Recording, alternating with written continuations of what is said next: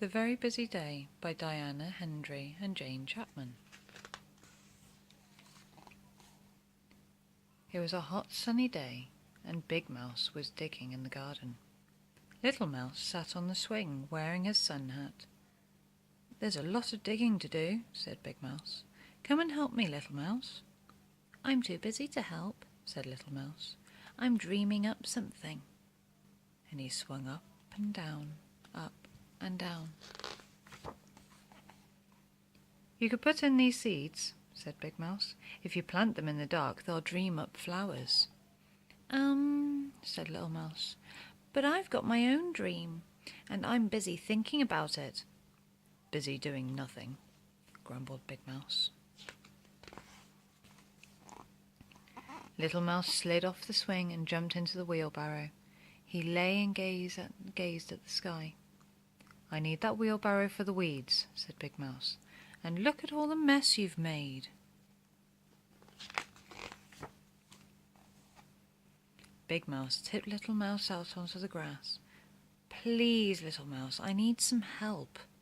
"I'm far too busy to help," cried Little Mouse, and he ran off to pick some daisies. Big Mouse picked up all the weeds, mopped his brow, and rubbed his back. "Phew, it's hot," he puffed. "And this barrow is very heavy all of a sudden."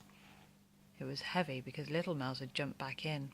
He was sitting on top of the weeds, making a daisy chain. "I'm not pushing you and the weeds," said Big Mouse indignantly.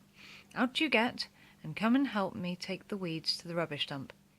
Little Mouse hung the daisy chain around his neck and scrambled out of the barrow. But he didn't help Big Mouse. He picked lots and lots of clover instead. He put the clover in a flower pot on the back doorstep. Big Mouse pushed the wheelbarrow to dump by himself, muttering crossly.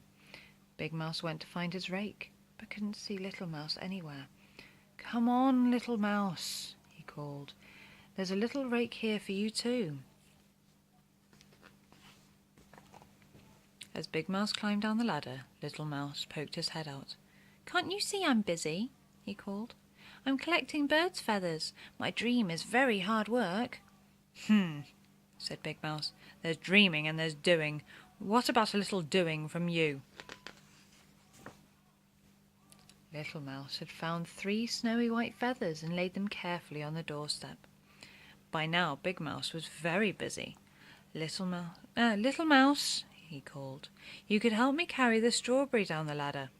"I can't stop now," said Little Mouse. "I need something from the kitchen."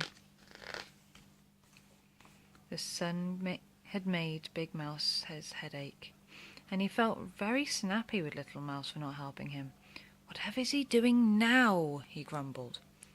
Little Mouse rushed out into the garden. Big Mouse, he called. "Look what I've made you."